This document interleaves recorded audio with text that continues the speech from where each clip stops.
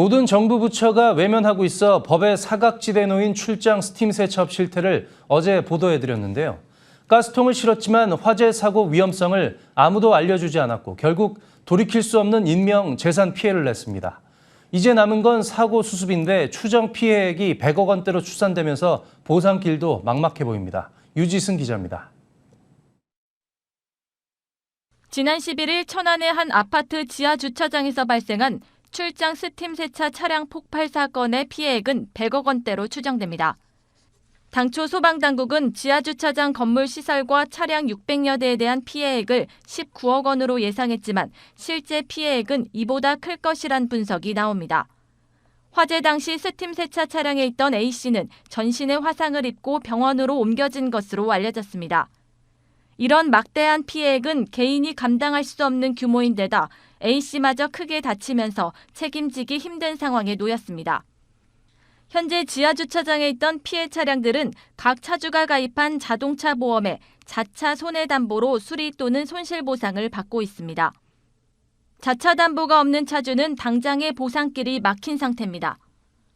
자차 담보가 있더라도 보험사와 충돌을 빚는 피해 주민도 있습니다. 일부 차주들은 차량이 높은 열에 노출돼 위험하다며 폐차하고 차값을 보상받는 전손 처리가 필요하지만 보험사가 받아주지 않는다고 토로합니다. 최종적으로 화재 원인이 밝혀지면 그 책임에 따라 구상을 통해 피해액을 보상받게 되는데 현재 사고 조사에도 많은 시일이 걸릴 것으로 보입니다. 스팀 세차 차주 A씨가 자동차 보험에 가입돼 있긴 하지만 대물 배상 한도가 1억 원에 불과해 보험 처리가 되더라도 피해액을 감당하기 턱없이 부족합니다.